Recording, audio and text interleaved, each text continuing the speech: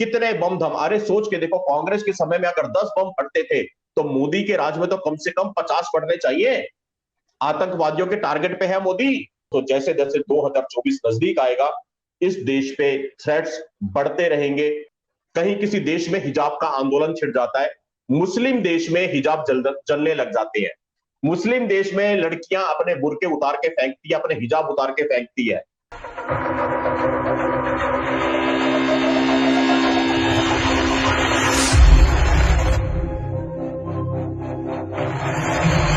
आप हमारे पिछले सारे लाइव उठा के देख लीजिए, दुनिया का कोई भी विषय होगा, कुछ भी होगा, इस बंदे की सुई सिर्फ मोदी को गाली देने पर टिकी रहती है, पहले कमेंट से लेके आखिरी कमेंट तक इसका एजेंडा बिल्कुल साफ है। ये बंदा कमाल का बंदा है, मैं नहीं जानता ये कौन है, लेकिन बहुत ही जबरदस्त आदमी है। अभी भी क्या लिखता है, बैन इज ओनली जुमला। मतलब भैया सुबह से ओवैसी गला फाड़ के भोंक रहा है, लालू यादव भोंक रहा है, सारे छातियां पीट रहे विपक्ष वाले, और ये पट्टा कह रहे हैं बैन तो जुमला है। मतलब वो सारे, चलो पक्ष की मत मान, मोदी की मत मान, अमित शाह की मत मान, योगी जी की मत मान, बीजेपी के लोगों की मत मान, वह पट्टा कमाल का बंदा है, ये विपक्ष की भी नहीं मान रहा। पीएफआई के कुत्ते जिनकी दुम के ऊपर पांव रख दिया मोदी ने, पीएफआई वाले बिल बिल आ रहे हैं, ये उनकी भी नहीं मान रहा। अच्छा, गलत न्यूज फैला रहा है, कहता सीएफआई बैन नहीं हुई, सीएफआई बैन हो चुकी है। फिर ये अलग कमेंट करता है एसडीपीआई नहीं है। भाई एसडीपीआई चुनाव आयोग करेगा, वो मोदी नहीं। तुम्हें कानून की अकल नहीं है, तुम्हें कानून की कोई जानकारी नहीं है, किस काम को किसको करना है, लेकिन बस बोलने से मतलब है। ये राजेश मिश्रा और इसकी नस्ल के जो बाकी लोग हैं, उनको मैं इतना कहना चाहता हूं, मोदी से वाकई बहुत लोग परेशान है भैया, देश में बहुत लोग परेशान है। अगर मैं ईमानदारी से अपनी कहने पे आऊं ना, तो मैं भी बहुत परेशान हूं, मुझे बहुत शिकायतें हैं। मेरे अंदर ना एक प्रेमी छुपा हुआ है भैया, आपको मालूम है मैंने 2 किताबें लिखी हैं उर्दू में। मैं तो मोहब्बत का शायर था, ये तो देश के हालात देख के मैं इस आया धर्म क्षेत्र में मोहब्बत का शायर था, अंगार का कवि बन गया मैं फालतू में। अगर मैं अपने वो मोहब्बत वाले दिन याद करूं भैया, मुझे मोदी से वाकई बहुत शिकायत है। मैं आज एक छोटी सी, बहुत छोटी सी दो दो पंक्तियां बोलना चाहूंगा, दीपक भाई जरा आप सुन के आशीर्वाद दीजिएगा। जितने लोग यहाँ पे जुड़े हुए हैं मुझे आशीर्वाद दीजिएगा। मुझे क्या शिकायत है मोदी से मैं बताऊं। एक शख्स था जिसको मैं बहुत चाहता था, सच्ची बता रहा हूं। भाई हम भी कभी लड़के रहे होंगे, लड़का मतलब मेल तो आज भी हो, लड़के मतलब थोड़े यंग है, लड़कपन वाली उम्र हमारी भी रही होगी, कभी किसी से हमारा भी इलू इलू हुआ होगा। तो मैं बताता हूं आज अपने दिल की बात, जरा सुनो, बहुत दिल से बोल रहा हूं, सच्ची बता रहा हूं मेरे को मोदी से क्या शिकायत है। एक शख्स था जिसको मैं बहुत चाहता था, बहुत चाहता था, बहुत चाहता था, वो भी मुझे बहुत चाहती थी। प्यार में छींक दिया दीपक भाई, अशुभ कर दिया आपने तो। ये मोहब्बत के दुश्मन है संघ वाले, ये आरएसएस वाले मोहब्बत के दुश्मन है, यही है वो लोग, दोस्तों देख लो इनको। यही शिकायत है मेरे को आरएसएस और बीजेपी से, ये प्यार के दुश्मन है, ये जो बैठे हुए हैं, ये भगवा तिलक लगाने वाले। मैं फिर से बोलता हूं भैया, एक शख्स था, एक शख्स था जिसको मैं बहुत चाहता था, बहुत चाहता था, बहुत, और वो भी मुझे बहुत प्यार करती थी। काफी समय हमारा रिश्ता रहा। एक समय ऐसा आया दीपक भाई हमारे रिश्ते में कि हम दोनों एक दूसरे के साथ आगे नहीं चल पाए। वो किसी और शहर में चली गई, मैं किसी और शहर में आ गया। एक समय ऐसा आया कि उस शख्स से बस बचा सिर्फ इतना सा नाता था कि जब भी कभी मेरे शहर में बम फट जाए तो उसका फोन आता। उस शख्स से मेरा बचा सिर्फ इतना सा नाता था कि जब भी मेरे शहर में बम फट जाए तो उसका फोन आता था। अब आप समझ गए, फोन ये पूछने के लिए हालचाल की भी जिंदा हो कि नहीं हो, कहीं बम में निकल तो नहीं लिए।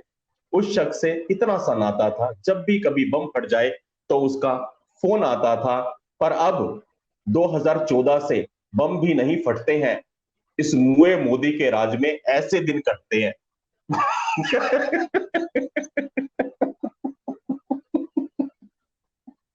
भैया मैं बहुत नाराज हूं मोदी से, दीपक भाई। पर अब 2014 से बम भी नहीं फटते हैं, इस मुए मोदी के राज में देखो कैसे दिन कटते हैं। Yes, I hate Modi, I hate Modi, I hate Modi. Modi is जुमलेबाज, मोदी इज मास्टर स्ट्रोक वादी, I hate Modi, I hate Modi, I hate Modi.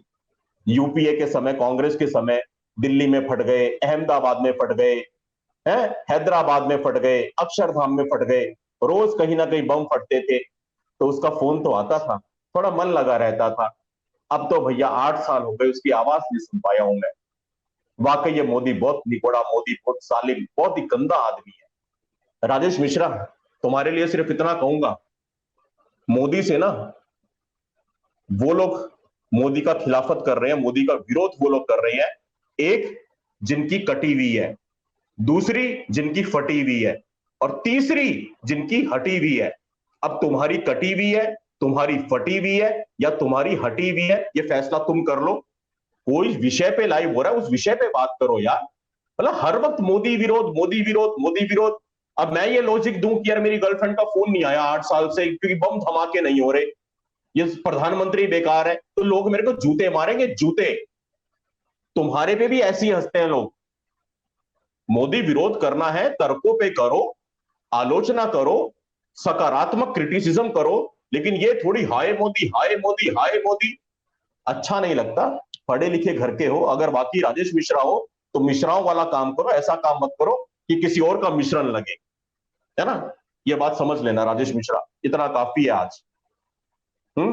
और दूसरी बात मेरे दोस्तों, बहुत सीरियस नोट पे कहता हूं, ये जो मैंने आपको छोटी सी 4 पंक्तियां बोली कि 2014 से बम नहीं फटते हैं, मुए मोदी के राज में ऐसे दिन करते हैं, मैंने पहले भी कहा है, आज फिर कह देता हूं, कई बार कहा है, 2015 से लगातार ये बात मैं कह रहा हूं, 7 साल से मैं ये बात कह रहा हूं कि धरने और धमाके ड्रामा होगा।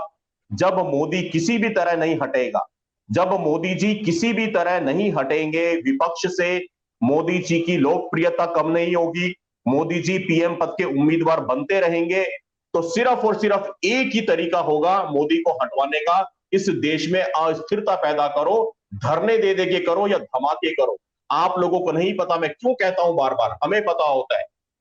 आप लोगों के सामने टीवी के स्क्रीन पे कोई खबर आती है ना, दिल्ली में बम फट गए, 40 मर गए, 200 राम मनोहर लोहिया अस्पताल में भर्ती, तब आपको समझ में आता है। लेकिन जो बम फटने से बच जाते हैं उनका क्या, जो धमाके होने से बच जाते हैं उनका क्या, जो कांड होने से रह जाते हैं उनका क्या, वो तो किसी को नहीं पता। दुनिया में ऐसे बहुत सारे कांड हैं जो पिछले 7-8 सालों में होते होते रह गए। कितने बम धम, अरे सोच के देखो, कांग्रेस के समय में अगर 10 बम फटते थे तो मोदी के राज में तो कम से कम 50 फटने चाहिए। आतंकवादियों के टारगेट पे है मोदी, लेकिन एक भी नहीं फटा। मतलब हमारी इंटेलिजेंस एजेंसियां कितनी चौकन्नी होगी। आप और हम बैठ के जब रात को सिनेमा घर में पॉपकॉर्न खाते हुए और पेप्सी पीते हुए फिल्में देखते हैं, और बॉलीवुड के भांडों की, हमारे इंटेलिजेंस एजेंसीज के खुफिया हीरो, बिना वर्दी के हीरो 24-24 घंटे देश को बचाते हैं कि कहीं पे कोई बम धमाका ना हो जाए। ये मोदी सरकार में होने वाले वो काम है जो राजेश मिश्रा जैसे बेगैरत इंसान इनकी साथ पुश्ते नहीं समझेंगी, जो साले सिर्फ भौंकने के लिए आते हैं, जिनको ये नहीं पता कि मोदी का विरोध करने का एक लेवल होता है, एक स्टैंडर्ड होता है। सूरज के ऊपर थूकोगे, तुम्हारे मुंह पे थूक गिरेगा। हम भी मोदी का विरोध करते हैं, पर लॉजिकल करते हैं, है ना। और 2024 तक मेरे दोस्तों इस देश में कई धमाके करने के प्रयास किए जाएंगे। कोई भी सुपर मैन नहीं है, कोई भी सुपर शक्ति नहीं है। इंटेलिजेंस एजेंसीज भी 100 में से 100 बार सही साबित हो, ये भी संभव नहीं है। आने वाले दिनों में मैं फिर से कान पकड़ के दिनों में बोल रहा हूं, मेरी मां, मेरी बात को झूठा साबित करना, इस देश में कोई ऐसी आपदा ना आए, कहीं कोई आतंकवादी हमला ना हो। लेकिन ये यकीन करो मेरे दोस्तों, जैसे जैसे 2024 नजदीक आएगा, इस देश पे थ्रेट्स बढ़ते रहेंगे। हमारे 30 त्योहारों में, जैसे भी दीपावली आ रही है, चौकस रहिए, चौकन्ने रहिए। बारूद के ढेर पे यह देश खड़ा हुआ है, और मोदी की कैबिनेट, मोदी की सरकार और मोदी की देखरेख में, अजीत डोभाल जी की देखरेख में हमारी एजेंसी कितना काम कर रही है, वो आपकी कल्पना से परे है। अभी नेपाल में एक बंदे को ठोका था, मैंने कुछ दिनों पहले बताया, आईएसआई के एजेंट को मारा था। मैं बोलना नहीं चाहता था, लेकिन आज बोल देता हूं। अगर ये वेब सीरीज होती तो आपको समझ में आता। मैं आपको काल्पनिक एक कहानी सुनाता हूं। भारत देश, यहां पे हिजाब का बड़ा हल्ला हुआ, हाय हिजाब, हाय हिजाब, हाय हिजाब।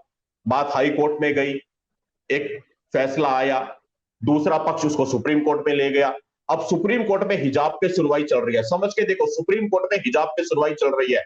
अचानक से कहीं किसी देश में हिजाब का आंदोलन छिड़ जाता है, मुस्लिम देश में हिजाब जलने लग जाते हैं। मुस्लिम देश में लड़कियां अपने बुर्के उतार के फेंकती है, अपने हिजाब उतार के फेंकती है। इत्तेफाक होता है क्या? ऐसे ही हो जाता है क्या? कोई वेब सीरीज होती तो उसमें कहीं शायद कोई दिखाता, कोई रॉ की ऐसी न्यूज बनाता, स्पेशल ऑप्स जैसी कोई वेब सीरीज होती जो कि हॉटस्टार पे आई थी, उस वेब सीरीज में ये भी दिखा सकते थे कि हाँ कोई हिम्मत सिंह नाम का सीक्रेट एजेंट है, जिसका दूसरा कोई एजेंट है जो उस देश में है, कोई महिला एजेंट है, उसने किसी एक बंदी को मारा, मरवाया, जो भी कुछ किया। ईरान में अचानक से इतना हो हल्ला हुआ, सुप्रीम कोर्ट के फैसले के ऊपर में वो सारी चीजें हुई। ये काल्पनिक कहानियां हो सकती हैं जो वेब सीरीज में बन सकती है। असल जिंदगी में क्या होता है हम में से किसी को नहीं मालूम, और ये बातें कभी सामने आ भी नहीं सकती। इसके लिए दिमाग चाहिए। लेकिन शीघ्र पतन के शिकार कुछ लोग होते हैं जिनको सिर्फ मोदी को गालियां देनी आती है। वो ये बातें 7 जन्मों में नहीं समझेंगे। सरकारें कैसे चलती हैं, डिप्लोमेसी कैसे काम करती है, इंटरनेशनल रिलेशन क्या होते हैं, इंटेलिजेंस एजेंसीज कैसे काम करती है। रॉ के बिना वर्दी के सिपाही पूरे दुनिया में फैल करके क्या काम कर रहे हैं, जिससे मोदी सरकार प्रभावित होती है, वो तुम जैसे कीड़ों के बस का रोग नहीं है।